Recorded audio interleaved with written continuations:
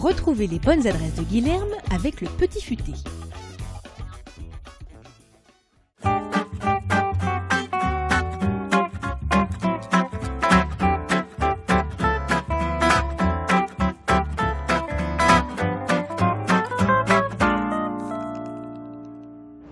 Bonjour et bienvenue dans les bonnes adresses. Aujourd'hui il fait beau et je vous emmène dans le 11e arrondissement. Quartier qui grouille justement de restaurants, de bars à vin, de cavistes. On est justement là aujourd'hui pour vous présenter une cave qui s'appelle Divino, qui est menée par Marina et qui se trouve au 163 boulevard Voltaire. Suivez-moi. Hello Marina. Bonjour Guilherme. Comment vas-tu? Très bien et toi? Bien, bien, je te remercie. Merci de nous accueillir dans ta cave Divino.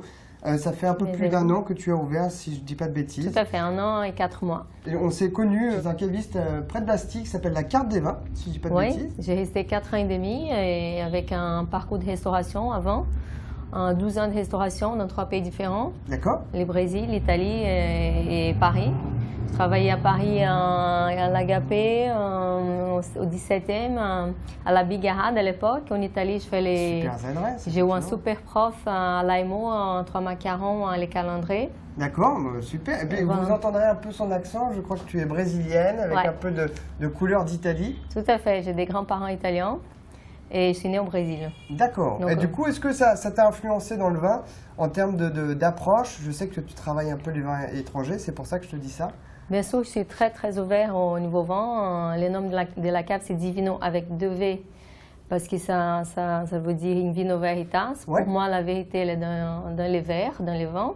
Jusque-là, et n'importe, c'est de la Serbie, Californie, la France, l'Italie, il faut que ça soit très bon. Tu as combien de références du coup On a à peu près 1000 références en total. Super. On tu as aussi un peu d'alcool. On fait beaucoup d'alcool, les coins épiceries, des choses qui soit des saucissons d'Ardèche, des gâteaux salés du sud de l'Italie, des pâtés.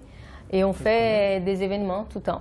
D'accord, donc tu fais des soirées dégustation où tu accueilles une clientèle de quartier ou des étrangers? On fait tout ça. On a un vin à l'ardoise tous les jours pour les plaisirs du partage. Donc nos clients du quartier ou des autres parties de Paris ou d'ailleurs ils vont goûter un vin. Et derrière, on a une salle où on fait 2 fois par semaine des ateliers de dégustation. D'accord. Soit avec des touristes, soit avec des entreprises françaises ou nos clients. Et justement, je crois que c'est important pour toi, tu accentues tes dégustations sur les accords mets et vins? Oui, c'est très important parce que je viens de la restauration et j'étais cuisinière, je suis sommelière et c'est un mariage, c'est très important. D'ailleurs, j'ai préparé quelque chose, on va faire super. ça. Voilà, j'ai une petite assiette mixte avec des légumes du jour, c'est des aubergines de parmesan, saucisson italien. Écoute, tu nous accompagnes ça? Alors, un vigneron que j'ai rencontré et que j'aime beaucoup, Dominique Deran, qui est à Saint-Auban. D'accord. Et qui sera ici dans 1 mois. On accueille des vignerons ici toutes les semaines. C'est très important qu'ils sachent qu'est-ce qui se passe derrière dans un domaine, comment les vignerons font son vin. Et le vin est superbe. Il y a une grande profondeur dans ce vin-là. Il y a un côté un peu rocheux, crayeux, très minéral bien évidemment. Beaucoup de minéralité, d'énergie. C'est un vigneron passionné. Il n'est pas, c'est pas un héritier des vignes, du coup il a construit tout lui-même. C'est un autodidacte. Et c'est un ancien tonnelier.